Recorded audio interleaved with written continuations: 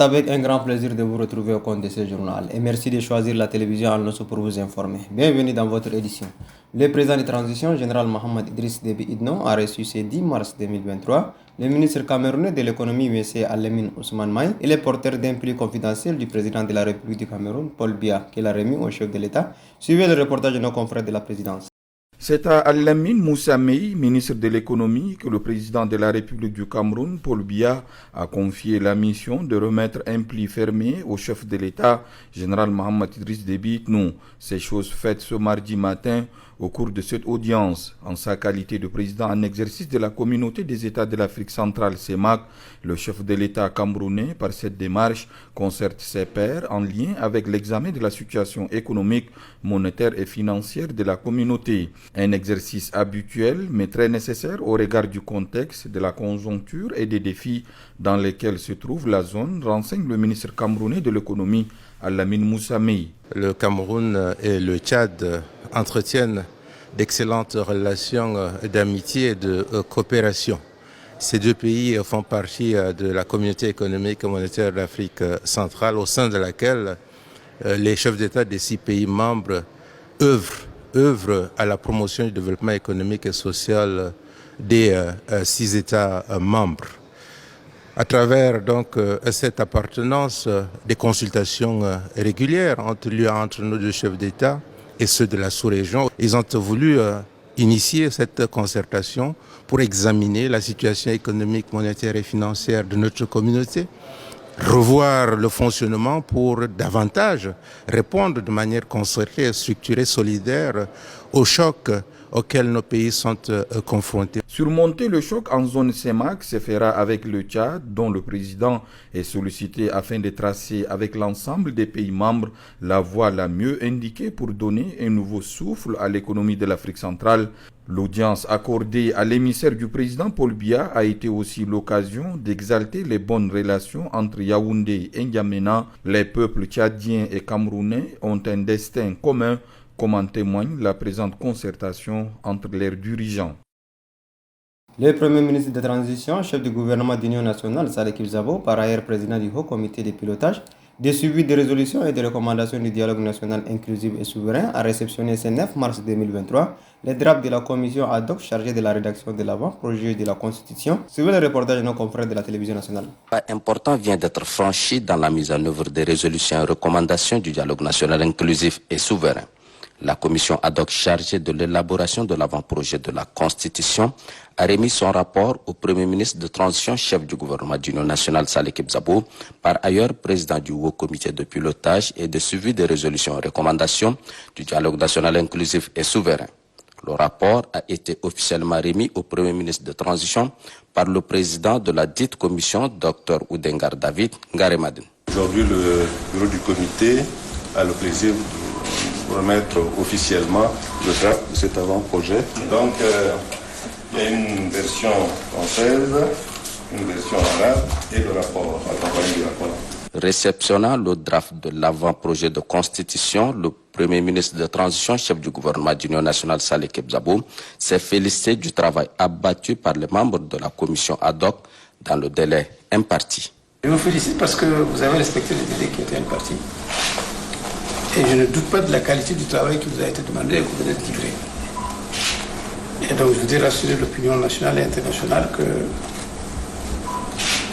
nous travaillons bien et que ce document va être remis à la CONOREC qui va en faire bon usage parce que c'est le premier pas qui nous a été imposé par le dialogue. C'est le retour à l'ordre constitutionnel. Le projet, il est là. Il va être bientôt soumis à la sagacité du peuple tchadien qui sera appelé dans les mois à venir, selon le calendrier qui sera adopté par la CONOREC, qui sera donc appelé à se prononcer librement, et je dis bien librement, sur la constitution de notre pays, qui est le fondement de notre pays sur lequel je pense on va prendre toutes les dispositions possibles pour que la liberté vraiment soit sûre, soit garantie à chaque Tchadien de pouvoir s'exprimer librement. Merci beaucoup, Monsieur le Président. Merci les membres. Tel un cycliste réalisant des victoires d'étape, le chef du gouvernement vise l'arrivée avec la sérénité d'un vainqueur sur le temps. Rappelons que la commission ad hoc chargée de la rédaction de l'avant-projet de la Constitution est composée de 22 membres. Et puis le secrétaire général deuxième adjoint du mouvement patriotique du salut, Jean-Bernard Padaré, a fait un point de presse ce 9 mars 2023, un point de presse relatif au 33e anniversaire du mouvement patriotique du salut. C'est un extrait de son propos au micro de Zainaba Clémence.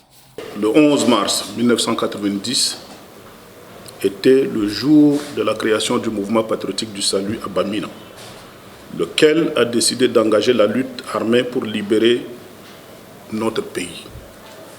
À la veille donc de la commémoration de cette date mémorable, le mouvement patriotique du salut a le devoir de saluer la mémoire de tous les martyrs et artisans de cette heureuse création, véritable déclic de la paix et de la liberté dont nous jouissons aujourd'hui.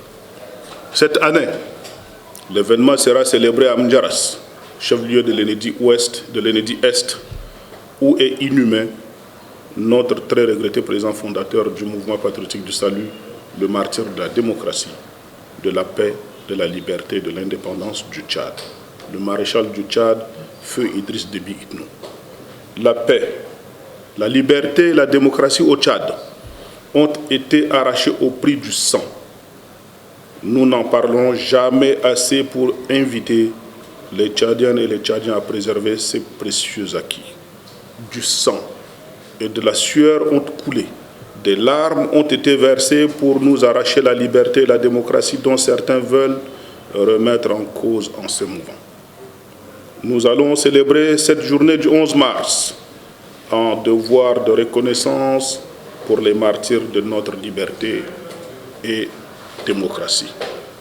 Le mouvement patriotique du salut a été et est le regroupement de toutes les filles et de tous les fils du Tchad, sans distinction d'ethnie ni de religion, ayant pour but ultime la libération de leur pays du joug de la dictature. Leur objectif était noble, leur foi en la justice, cause qu'ils défendaient, a porté de fruits le 1er décembre 1990.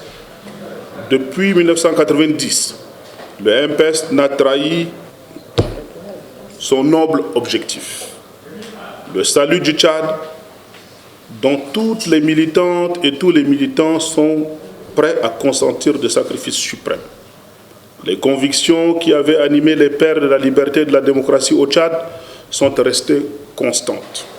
Parlons Sénafed, le Tchad, à l'instar des autres pays du monde, a célébré ce 8 mars 2023 la journée internationale de la femme. À cet effet, une grande cérémonie marquée par le défilé des femmes civiles et militaires a été organisée à la place de la Nation. Suivez le reportage de Omar Ida. La journée internationale de la femme est commémorée chaque 8 mars. Pour ce 2023, les femmes tchadiennes ont marqué par un défilé civil et militaire. Cette cérémonie a vu la présence de plusieurs autorités en leur tête, le Premier ministre de transition, Saleh Kebzabo. Dans son allocution des circonstances, Bachir Fatimé Zahra Hanana Douga, maire de la ville de N'Djamena, a souligné que la journée internationale de la femme tchadienne constitue pour la femme tchadienne une occasion nécessaire pour échanger sur tous les sujets d'intérêt commun des femmes. Prenant la parole, Amina Priscille Longo, ministre du Genre et de la Solidarité nationale, a souligné l'importance de cette journée. Célébrons ce jour solennel, cette journée du 8 mars, la journée internationale de la femme.